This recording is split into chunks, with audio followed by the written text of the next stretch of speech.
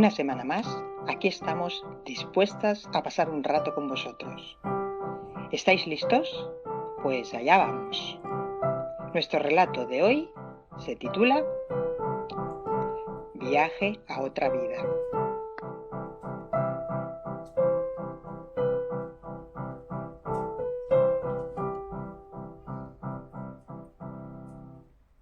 Cuando se montó en el auto de línea una fría mañana de enero, Vicenta sabía, a pesar de tener tan solo 13 años, que su vida nunca volvería a ser la misma. Se sentó junto a una vecina para sentirse menos sola. Antes de subir, se juró que no miraría por la ventanilla, para no emocionarse. Lo consiguió durante un rato. Pero cuando notó que el vehículo se ponía en marcha, levantó la cabeza y buscó impaciente a los suyos, a través del cristal. Ahí estaban su hermano Gabriel, su hermano Santiago, su padre, la pequeña Jesusa y, en un segundo plano, como si fuera la menos importante, su madre. Era la primera vez que se separaba de ella y no tenía ni idea de cuándo volvería a verla. Una enorme lágrima resbaló por su mejilla de niña.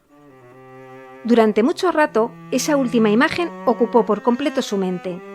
Aunque le dolía, la guardó como un pequeño tesoro en un intento de conservar lo que hasta ese día había sido su existencia. Sabía que tenía que ser valiente. En el pueblo no había trabajo para ella y no les alcanzaba la comida. No era la primera ni sería la última. Sus dos hermanas mayores la habían precedido. Habían hecho ese mismo viaje al cumplir su edad, cuando ella era todavía muy pequeña. Le sacaban 8 y 10 años respectivamente. Guardaba algunas imágenes de ella, pero bastante difuminadas. Habían pasado varios años desde que las viera la última vez. No sabía cómo eran realmente, pero estarían esperándola cuando llegara a su destino. Al menos no estaría sola. Era la primera vez que salía del pueblo, y lo hacía para ir nada menos que a la capital, a servir a casa de unos señores que le había buscado su hermana mayor. Vicenta tenía miedo, un miedo intenso a lo desconocido, que se le antojaba inhóspito. Por eso no se le hizo largo el viaje, porque no tenía ninguna prisa por llegar.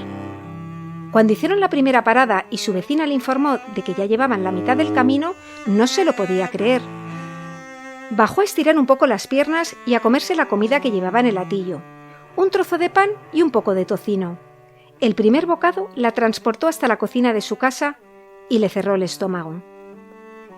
El auto de línea llegó a Madrid antes de la hora prevista. Vicenta se apeó con piernas temblorosas. ¡Qué grande es todo! ¡Cuánta gente! Miró con los ojos abiertos como platos en todas direcciones buscando a sus hermanas. No vio a nadie conocido. Aún así, trató de no ponerse nerviosa. Tal vez todavía no habían llegado. Tan solo tenía que ser paciente y esperar unos minutos. La vecina, al verle allí sola, se acercó a ella, pero al poco se disculpó. Lo siento mucho, pero tengo prisa. No puedo quedarme. La vio alejarse y salir por la puerta principal de la estación de autobuses. En cuanto desapareció, se sintió terriblemente sola, como si de repente no hubiera nadie en el mundo a quien le importara. Se sucedieron unos segundos de pánico. ¿Y si mis hermanas no aparecen? ¿Qué voy a hacer? No sabía dónde vivían, ni tampoco dónde trabajaban. Había dado por sentado que estarían allí, esperándola, así que no se había preocupado de nada más. Pero... ¿Y si no dan señales de vida?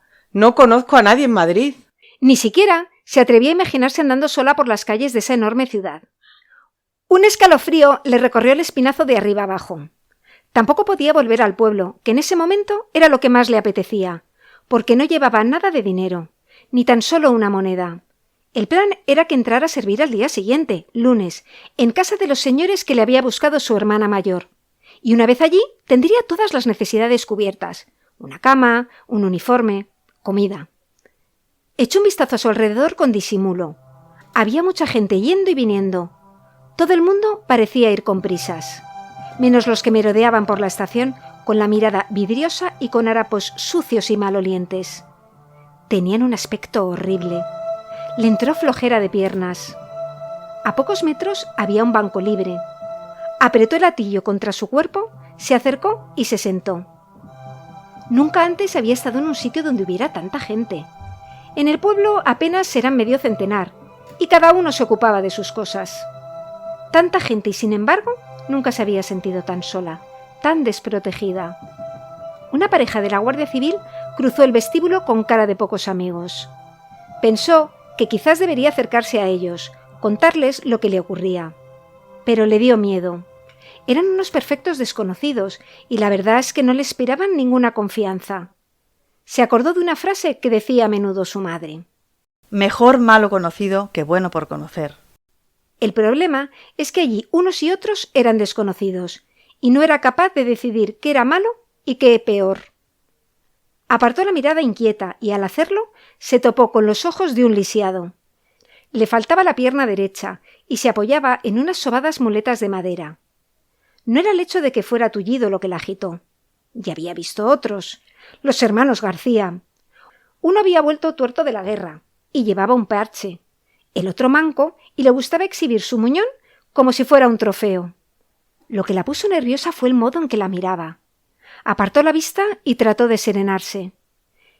Miró el reloj que colgaba del techo en el centro del vestíbulo. Vicenta no lo entendía bien. Se hacía un lío con las manecillas. Pero sabía que había pasado un buen rato, tanto como el que le llevaba a ordeñar a una vaca. Echó otro vistazo en busca de sus hermanas, pero poniendo mucho cuidado en no tropezar con los ojos del lisiado. Nada. Un sudor frío y desagradable empezó a resbalarle por la espalda. ¿Qué voy a hacer? Notó una presión en el estómago, como esa vez que se había perdido en el monte, pero más fuerte y punzante. De repente, todo lo que esa mañana, al subirse al auto de línea y despedirse de su pueblo, la inquietaba, le parecían fruslerías. ¿Y si la familia para la que voy a trabajar me trata mal? ¿Y si no soy capaz de estar a la altura? ¿Y mis hermanas se avergüenzan de mí? ¿Y si tengo miedo por las noches durmiendo sola en un cuarto? Pensó que era como cuando un dolor más grande tapaba otro dolor más pequeño, hasta hacerlo desaparecer por completo. Trató de ordenar sus ideas. Lo único que podía hacer era no moverse de allí. Si me alejo de la estación, mis hermanas no podrán encontrarme. Lo sé. Pero solo de imaginar que tenía que pasar allí la noche, con los mendigos que se apretujaban en los rincones y el lisiado de mirada penetrante, se le helaba la sangre. Seguía apretando el gatillo con fuerza, como si fuera una especie de escudo protector. Demasiado inquieta como para seguir ahí sentada, se levantó y empezó a deambular por la estación. Al pasar por delante de una de las ventanas, vio que llovía. El agua caía copiosa, parecía enfadada o decepcionada, como ella. Una lágrima le resbaló por la mejilla. Se acordó de su madre, de la lumbre en el hogar, de su camastro, duro pero seguro. Le cayeron otras 2 lágrimas. Se las limpió enseguida con el dorso de la mano, pero otras afloraron de inmediato. No conseguía controlarlas. Y entonces, entre las lágrimas vidriosas que le nublaban la vista, las vio. Ahí estaban sus hermanas, sonriéndole. Jamás en la vida se había alegrado tanto de ver a alguien. Y supo que por dura que fuera su nueva vida, que por desagradables que resultaran ser sus señores, saldría adelante, porque ella, al fin y al cabo, no estaba sola.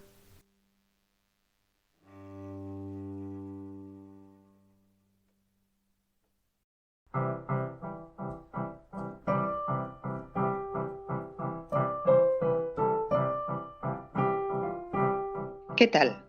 ¿Os ha gustado? Pues para que vayáis haciendo boca, aquí os dejo la frase inicial del relato de la semana que viene. No le había molestado que la llamara señora.